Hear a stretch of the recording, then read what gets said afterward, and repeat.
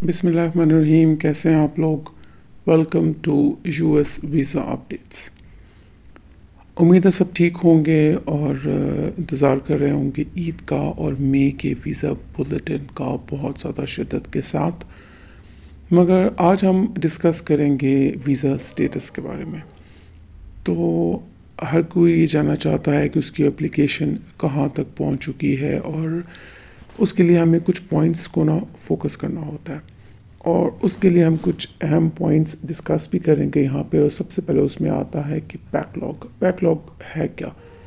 جب بھی USCIS کوئی بھی پٹیشن جیسے I-130 ہے اس کو اپروو کرتی ہے تو وہ پٹیشن پہ وہ بھیج دیتی ہے NVC میں اور یہاں وہ پڑی رہتی ہے فردر پروسیس ہونے کے لیے. یعنی وہ انتظار کرتی ہے کہ وہ کب ویزا بلیٹن میں چارٹ B میں کرنٹ ہوگی تو پھر وہ فردر 8 سٹیپس جو ہیں اس کے وہ اپنے مکمل کرے گی. اس کے بعد ویزا بلیٹن میں چارٹ A میں کرنٹ ہونے کا انتظار کرتی ہے، انٹرویو کے مرحلے تک جاتی ہے. ہر بار جب بھی I-130 اپروو ہوتا ہے تو وہ NVC میں آتا ہے جہاں پہلے سے ایک ڈھیر موجود ہے پٹیشنز کا اور اس کے اوپر یہ بھی آ جاتا ہے. تو بیک لاگ میں مزید اضافہ ہوتا جاتا ہے ہر گزرتے دن کے ساتھ ساتھ. اس کی وجہ یہ بھی ہے کہ NVC اتنی تیزی سے کیس آگے فارورڈ نہیں کرتی جتنی تیزی سے USCIS اس کو بھیجتی ہے، ٹھیک ہے، اپروو کر کے کیسز کو. تو بجائے کہ بیک لاگ میں کمی آئے، بیک لاگ میں فردر اضافے سے اضافہ ہوتا جاتا ہے. اب اگلا سٹیپ یہ ہے کہ NVC کب کیس کو آگے فارورڈ کرتی ہے. تو پھر وہی بات آ گئی کہ کیس آگے بھیجنے کے لیے بھی ضروری ہے کہ پہلے وہ چارٹ B سے ہو کے گزرا ہو، یعنی ویزا بلیٹن کے کرنٹ ہو کے. تو وہاں پہ وہ 8 سٹیپ سے گزرے گا، وہاں پہ ان کی ڈاکومنٹس جو ہیں وہ ڈاکومنٹریلی کوالیفائی ہوں گے. تو اس کے لیے وہ ایفیڈیوٹس آف سپورٹ آف فی جمع کرائے گا. DS 260 ہے، فارم 1864 ہے اور کچھ سپورٹنگ ڈاکومنٹس ہیں، سول ڈاکومنٹس ہیں، جو چیزیں ان کو چاہیے ہیں.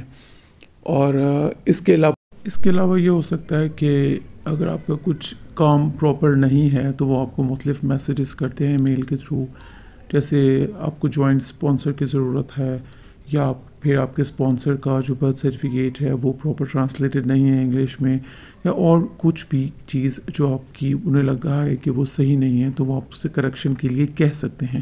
مائٹ بھی یہ سارے مرحلے آپ کے ساتھ نہ ہوں، آپ کا سب کچھ ٹھیک ہو. اور اس کے علاوہ یہ کہ پھر ہمارا جب یہ سارے ڈاکومنٹس کمپلیٹ ہوتے ہیں تو پھر ہم سرٹنلی چارٹ A کا انتظار کرتے ہیں. اور مگر ان سارے پروسیس میں ہمیں ایسا لگتا ہے کہ بہت زمانہ گزر گیا ہے، بہت کچھ ہو گیا، جبکہ ایمبیسیز نے اور بہت سے کیسز جو ہوتے ہیں وہ دیکھنے ہوتے ہیں. صرف ایک اکیلے پاکستان ہی کو نہیں دیکھنا ہوتا ہے، ممبئی کو نہیں دیکھنا ہوتا. اچھا، یہاں میں ایک چھوٹی سی ریکویسٹ کرنا چاہوں گا آپ سے کہ ہم کیوں نہ ایک کام کریں یہاں پر کہ اگست 2021 سے جنوری 2022 تک اگر لوگ میری ویڈیو دیکھ رہے ہیں تو وہ اپنے آپ کو یہاں مینشن کریں کہ ہاں ہمارے یہ کیس ہے، ہمارے کیس سے ہم تھوڑا سا اندازہ ہو جائے گا کہ مزید کچھ تھوڑا بہت ہی صحیح اندازہ ہو جائے گا کہ کتنے لوگ رہتے ہیں جو 2021 کے ستمبر، اکتوبر، نومبر اور دسمبر میں تھے.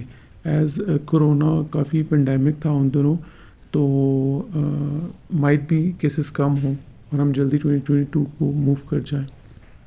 اچھا، ہم لوگ بات کر رہے تھے کہ ہم ڈاکومنٹریلی جو ہے وہ چیزیں کمپلیٹ ہو جائیں تو پھر پروسیس آگے کی طرف بڑھتا ہے. اور NVC کی ویسے اپنی طرف سے پوری کوشش ہوتی ہے کہ وہ اپنا کام کرے اور پروسیس کو جلد از جلد آگے پہنچائے، کیونکہ NVC کا اپنا یہ کہنا ہوتا ہے کہ US ایمبیسیز اور اس کے جو کنسلٹنٹس ہوتے ہیں، ہم تو اپنی روٹین کے مطابق کام کر رہے ہیں، ہم ویزا سروس مہیا کر رہے ہیں، ہم روزانہ کی بنیاد پر ہزاروں کی تعداد میں ویزے دے رہے ہیں.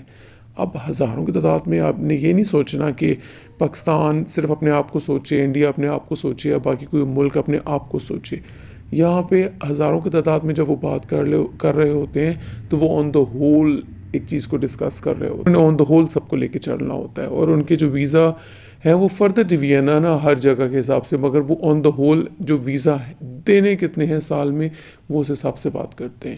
ٹھیک ہے، اسی چلیں ایک چارٹ دیکھتے ہیں ہم لوگ. یہ جو ایشو ہوا ہوا ہے اس میں جو اپلیکنٹس ہیں جو ڈاکومنٹ ڈائریکٹلی کمپلیٹ ہوئے ہیں این وی سی سے اور ریڈی ہوئے تھے انٹرویو کے لیے فیبرری 29 2024 کو، وہ تھے 3,74,532.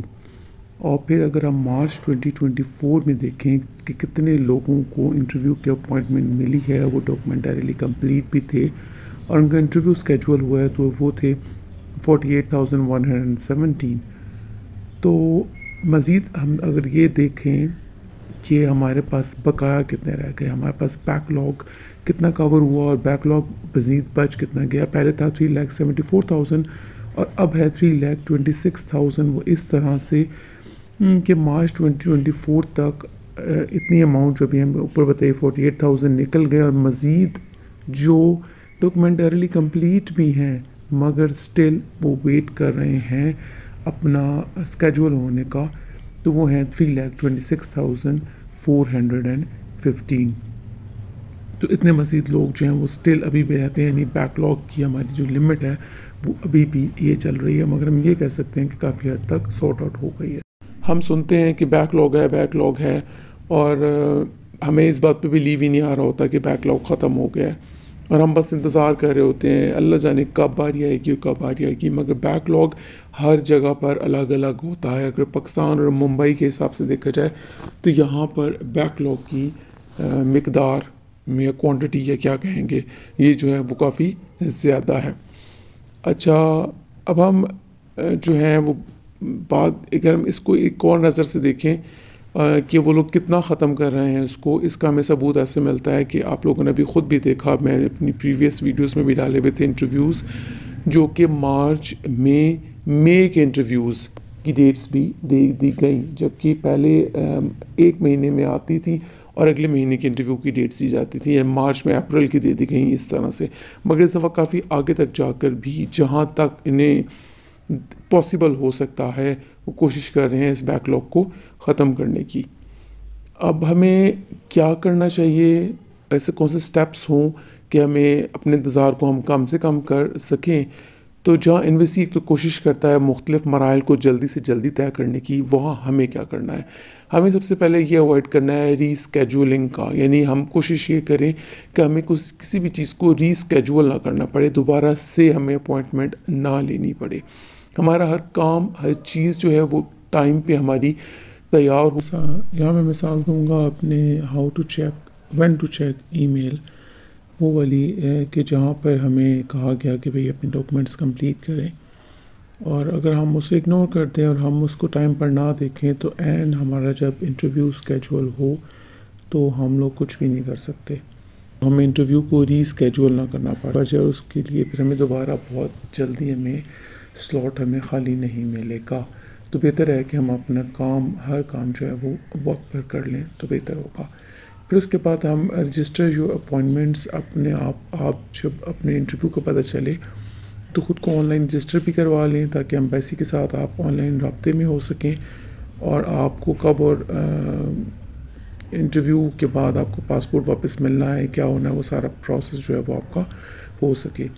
پھر میڈیکل ایگزامینیشن کے لیے ہے، جیسے آپ کو معلوم ہو کہ آپ کی انٹرویو کی ڈیٹ آ گئی ہے تو آپ اپنا میڈیکل جو ہے وہ بک کروا لیں، اور آپ اس کے لیے اپنا اسٹیٹس بھی چیک کرتے رہیں، اس سے بھی آپ کو اندازہ ہو جاتا ہے. مگر کبھی بھی کوشش یہ نہ کریں کہ ہاں جی اب ہمارا انٹرویو لیٹر آنے ہی والا ہوگا تو ہم اپنا میڈیکل کروا لیں، کیونکہ میڈیکل جو ہوتا ہے وہ صرف 6 ماہ کے لیے ویلڈ ہوتا ہے، اور اگر خدا نخواستہ آپ کو کوئی ایسی بیماری ہے، ایسا ایشو ہے، تو پھر میڈیکل آپ کا صرف 3 مہینے کے لیے ویلڈ ہوگا. اور اتنا پیسہ ہمیں برباد کرنے کی ضرورت نہیں ہے. ہم اپنا ویٹ کریں کہ جیسے ہی ہمیں انٹرویو کی ڈیٹ آئے، انٹرویو لیٹر آئے، تو پھر ہم فوراً کوشش کریں کہ اپنا انٹرویو جو ہے وہ میڈیکل جو ہے وہ بک کروا لیں. اس کے علاوہ ہم انٹرویو کے لیے ہر وقت ریڈی رہیں. جہاں ہم اپنا DS-260 وغیرہ میں یاد ہو، ساری معلومات ہمیں پتہ ہوں، وہاں ہمارے ڈاکومنٹس بھی تیار ہوں جو ہمیں لے کے جانے ہیں انٹرویو کے وقت. لائک جو پاسپورٹ سائز تصاویر ہوتی ہیں، پرانا پاسپورٹ ہے کہاں رکھا ہوا ہے، اینڈ ٹائم پہ ہمیں ڈھونڈنے کی ضرورت نہ پڑے. نیا پاسپورٹ اگر ہمارا ٹائم نزدیک آ رہا ہے تو ہمارے پاس ایک نیا پاسپورٹ بھی ہو، کم سے کم 6 ماہ کے لیے ویلڈ ہو، ہمارے DS-260 کی کنفرمیشن پیج ہو، برتھ سرٹیفکیٹس ہوں، بچوں کی چیزیں ہوں، جو ساری چیزیں ہمیں چاہیے ہوتی ہیں. اور اس کے علاوہ اگر ہم امیجیٹ ریلیٹیو کے کیس آئے یا CR1 کے کیس ہیں، جیسے میں نے اپنی بالکل اسٹارٹ کی ویڈیو میں بتایا ہوا ہے کہ ہمارے پاس پکچرز ہوں، ہمارے پاس میسیجنگ کے ریکارڈز ہوں، ساری چیزیں ہوں، تاکہ ہمارا کوئی بھی کام ڈیلے نہ ہو سکے اور خدا نخواستہ اینڈ ٹائم پہ ہمیں 221G یا ایسے کوئی کسی مسائل کا سامنا نہ کرنا پڑے جائے. تو بہتر ہے کہ ہمارا ہر کام وقت پر ہو، ہم کوئی چیز ڈیلے نہ کریں. لہٰذا ویڈیو بہت لمبی ہو گئی ہے اور اس کو ہم ختم کرتے ہیں. اپنا اور اپنے گھر والوں کا خیال رکھیں. اجازت دیجیے. خدا حافظ.